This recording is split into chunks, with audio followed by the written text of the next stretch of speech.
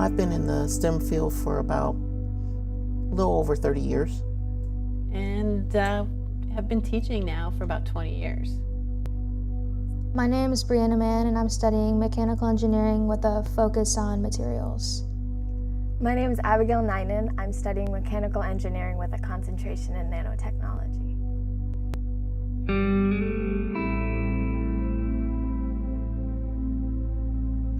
Oh, the most difficult thing is other people's perception of you. And how they perceive women. It's been the most difficult part. It's just like, I feel like being a female, like, I feel like I have to prove myself more than like my male like colleagues have to.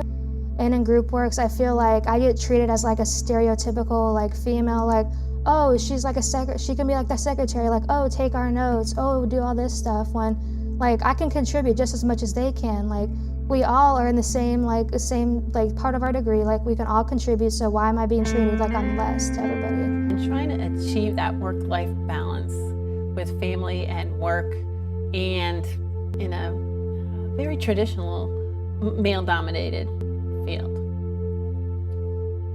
Or if you're an assertive person, like a man would be assertive in getting the job done, you get a label just because you're doing your job. You know, it's perceived that you're not supposed to be like that.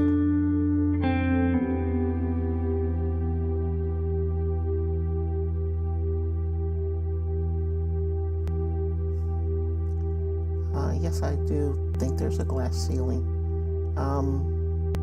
When I worked in automotive electronics, I was there for 14 years. I only received one promotion the entire 14 years I was there, but I received raises every year. So my work was good, but I was not good enough to get a promotion. And the only reason I got a promotion is because they were going to promote a white male that had less years and less experience than I did. I think it exists everywhere. It definitely does exist in STEM fields that are worthy. I've often found that, well, she'll take the notes, she'll record it, she'll make all the phone calls. But you do have to stand up for yourself and make sure that you're getting assignments that are worthy of your male counterparts.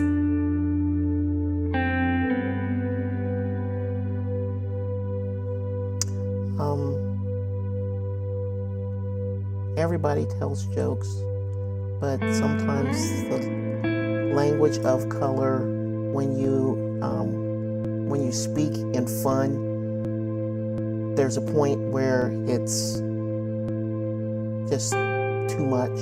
And so you have to be careful on what you allow to be said to you, about you, and around you. And we have to be taken seriously in the field and to be put to the same standard that men are. We have to work a little harder and definitely set ourselves apart in order to get the same jobs and to do the same things. You're not maybe included, you don't understand their code language. 2017, you tell people you're an engineer and they look at you and they all instantly start treating you differently. Well, sometimes I'll get comments from women that say, well, that's what my husband does. Oh, or you must be really smart. Well, I wasn't smart 2 minutes ago. Right out of college as a young engineer, I walked into a job shop, and this very sweet older fellow looks at me and says, oh, what's such a nice young lady like you doing being an engineer? And you just have to realize what they're doing, how they're behaving, and try to overcome it.